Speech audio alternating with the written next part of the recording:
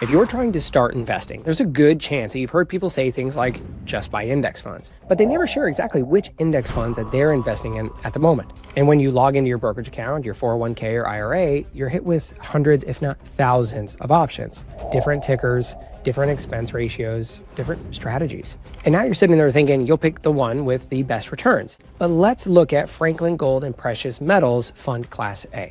This fund has returned 120% in the past year with everything going on in the world right now, which sounds great, right?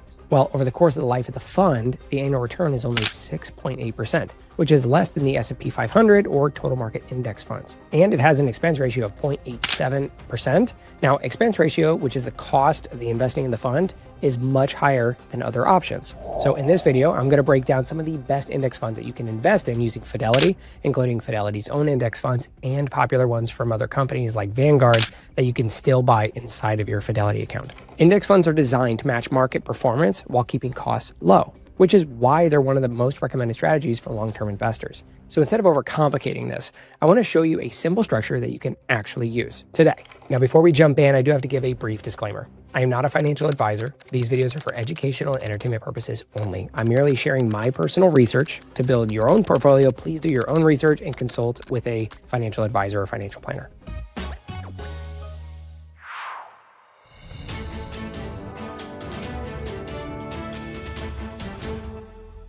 If you're brand new, this is where I would start. A total market index fund gives you exposure to basically the entire US stock market, large companies, mid-sized companies, and smaller companies. Inside of Fidelity, one of the most popular options is FXKAX.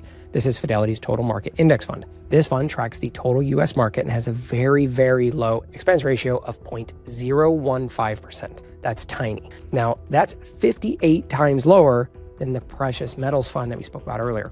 Another version of this total market index fund that you've probably heard of from Vanguard is VTI, Vanguard's total stock market ETF. And here's what's important. Even though VTI is a Vanguard fund, you can still buy it inside of your Fidelity or Robinhood brokerage account or Roth IRA. That's one of the biggest misconceptions people have. One thing to note here is that VTI's expense ratio is actually double that of Fidelity's FXKAX at 0.03%.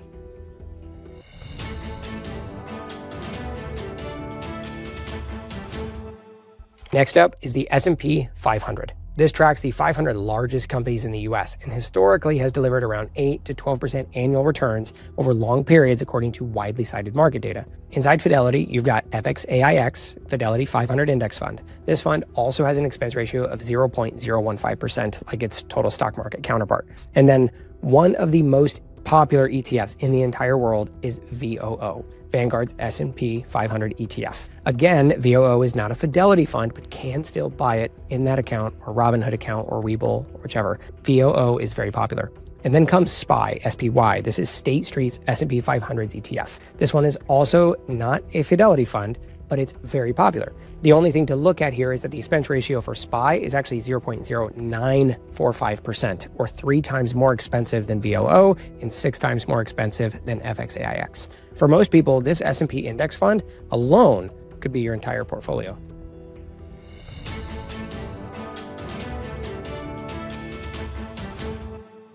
Now let's talk diversification, because the US is not the only market. International index funds give you exposure to companies outside of the US. Inside of Fidelity, you have FTIHX, Fidelity's total international index fund. For reference, over the course of this past year, this fund has performed much better than the S&P 500 due to everything going on globally. It also has a low expense ratio of 0.06%. And another popular ETF option is VXUS, Vanguard's total international stock ETF. It has a low expense ratio of 0.05% and includes developed and emerging markets, excluding the US. So you're spreading your risk globally.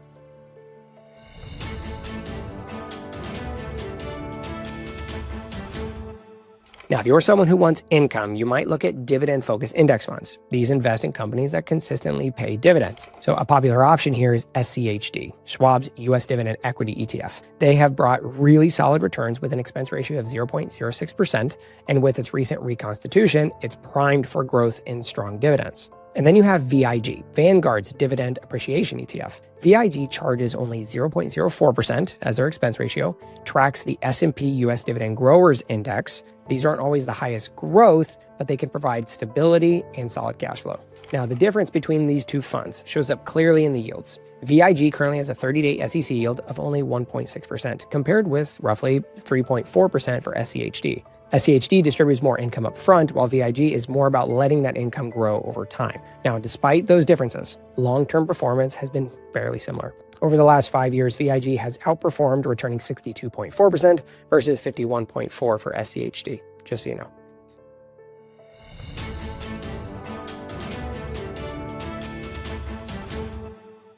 Now, if you're looking to invest in bonds for far less volatility, more balance, and if you want to build a 3-fund portfolio, here are a few options. You have Fidelity's FX and AX, Fidelity's U.S. Bond Index Fund.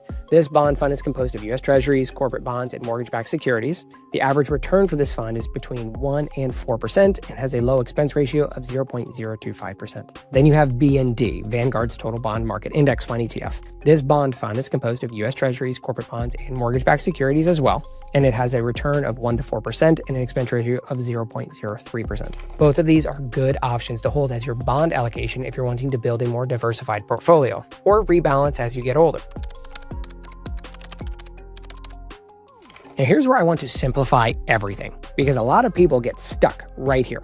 You do not need 10 different funds. You do not need to overcomplicate it. A famous fund built by John Bogle, the founder of Vanguard, is the 3-fund portfolio. This is built of a total U.S. market fund, a total international fund, and a bond fund. If you want to add income-generating dividend funds, you totally can. Personal finance is exactly that. Personal to you and what you want. Some people build a portfolio totally built of an S&P 500 index fund like FXAIX or VOO. It historically has outperformed many other funds, and if any company underperforms, it is dropped from the top 500 companies and replaced by another. So it is actively rebalancing for you. Quick note here, you could buy all of these funds in a brokerage account or an IRA. If you're newer, an IRA, especially a Roth IRA, can be incredibly powerful because your growth could be tax-free or tax-deferred. If you don't have either account set up yet, I actually made full step-by-step videos showing you exactly how to open them up in Fidelity. I'll put the links down in the description below where you can follow along to get them opened. At the end of the day, investing doesn't need to be complicated. You don't need to chase the next hot stock, and you don't need to constantly be trading. You just need a simple plan, a low-cost index fund, and consistency over time. And if you can do that, you're already ahead of most people. I hope this video gave you some ideas on index funds that you can invest in. And please feel free to comment down below with some other funds that you are currently looking at or are investing in so we can all learn from each other. So thank you so much for watching, and I'll see you in the next video.